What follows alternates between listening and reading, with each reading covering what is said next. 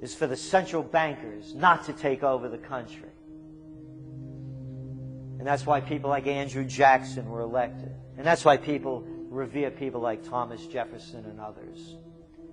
The takeover's happened, and it's a corporate takeover. Agents of the Bank of England attempted to assassinate President Andrew Jackson on multiple occasions because of his resistance against a private central bank being set up in the United States. And it was something that Abraham Lincoln warned. And this is, by the way, why I believe he was assassinated. This is the Lincoln quote. "The money powers prey upon the nation in times of peace and conspire against it in times of adversity. It is more despotic than monarchy, more insolent than autocracy, more selfish than bureaucracy. I see in the near future a crisis approaching that unnerves me and causes me to tremble for the safety of my country. Corporations have been enthroned. An era of corruption will follow, and the money power of the country will endeavor to prolong its reign by working upon the prejudices of the people until the wealth is aggregated in a few hands and the republic is destroyed." Wall Street has killed Main Street.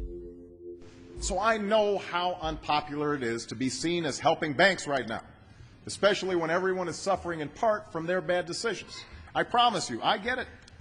Up until about the Kennedy assassination and the beginning of the war in Vietnam, the United States is a very powerful engine for world progress. It's the assassinations, the Kennedy assassination, and the others in the 1960s, the beginning of the Vietnam War, and the beginning of the absolute domination of the Wall Street Group over every other interest. Nobody else counts except the Wall Street money masters. That has now made the United States into no longer a force for progress, but something very different, often a force for destruction in the world. The military-industrial complex has taken over the country along with the Wall Street gang. If you look also at the people that Obama has put on his appointments list, it's all Wall Street. It's government of Wall Street, by Wall Street, and for Wall Street. There's nobody from heavy industry. There's nobody from the auto sector, nobody from Silicon Valley, nobody from big oil, nobody from defense, no labor, no women, no retirees, no small business, nothing. It's pure Wall Street. The only people who have a voice in Obama's councils are Wall Street finance oligarchs. That's all there is. Nobody else counts for anything under Obama. It's the most extreme Wall Street administration we've ever had. Before his death, President Woodrow Wilson apologized to the public, regretting that he had been deceived by a group of international bankers and the country's financial system had fallen into their iron grip via the Federal Reserve Act of 1913.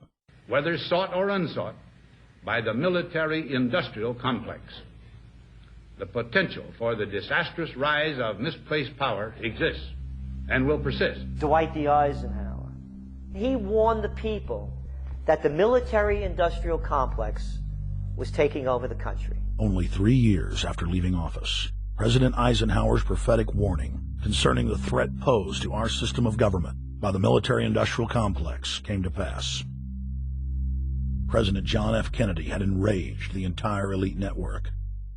Now, Kennedy was brought in as somebody who was expected to be a puppet. It was thought that his pro-Nazi father, Joseph P. Kennedy, the bootlegger, the speculator, would guarantee that Kennedy would be obedient to the establishment. They thought that Kennedy was a sex maniac who could be manipulated through all of this, but it turned out that through his personal suffering, Kennedy had discovered a personal sense of himself which went beyond just being a puppet, and he began to think about things like economic recovery, world peace, having a space program, making deals with the Soviets, cutting the Federal Reserve down to size, and a whole series of other things. Executive Order number 11110, signed by President Kennedy, began the process of abolishing the private Federal Reserve. Kennedy was also pushing for real civil rights reform and had begun the process of pulling the troops out of Vietnam. The last time you had an actual president was Kennedy. The oligarchs took swift and decisive action. When John Kennedy attempted to take the government back from the robber barons, he was brutally murdered.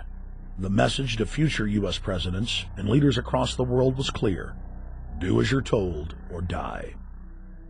John Fitzgerald Kennedy was the last true president of the United States. And until the globalists are removed from power, we will never have another real one. The other thing about the American presidency you've got to remember is that this is a puppet post. It's automatically going to be a puppet post. The idea that Obama is somebody who's going to come in and exercise real authority when he's obviously been chosen and given everything that he's got by these financiers.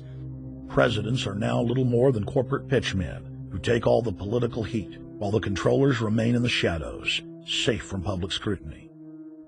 Hip-hop icon KRS-One is not just known for selling millions of albums. He has led a tireless crusade against youth violence and has been a strong voice for human rights. If they controlled it before, what makes you think they're not controlling it now? The country was on a verge of revolution. They threw a black man up. Now we like this. They give him the money, they give him the bundling, they give him vote fraud, they give him the media whores, they give him goons. They even have elected officials making threats to put people in jail if they criticize Obama in public. All of this is the mark of a puppet.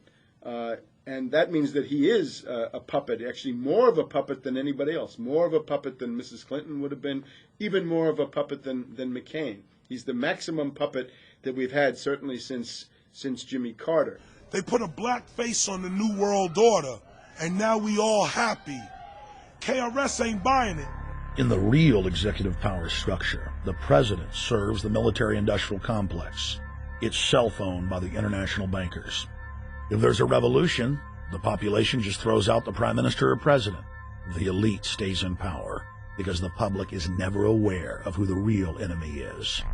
In Evian, France in 1991, standing before the Bilderberg Group, the apex of the world government power structure, David Rockefeller defined the New World Order as a system of world government serving the international banking elite. For decades, the banker-owned media would attack anyone who dared to warn the public that a dictatorial world government was being constructed right under their nose, and that national sovereignty was being deliberately destroyed. And now, after years of denial, the media and the elite themselves are proudly announcing that not only is world government real, but is the answer to the financial crisis that they carefully engineered. Suddenly, the Wall Street Journal tells us that the North American Union is here, and that getting rid of the dollar for a common currency with Canada and Mexico is good. The Financial Times of London, published by a member of the Bilderberg Group, crowed that a dictatorial world government had been kept in the shadows for our own good, and that it was now time for it to emerge from behind the curtains of national security. White House Chief of Staff Rahm Emanuel stated on record that they can't let this crisis go to waste. You never want a serious crisis to go to waste. And what I mean by that, it's an opportunity to do things that you think you could not do before.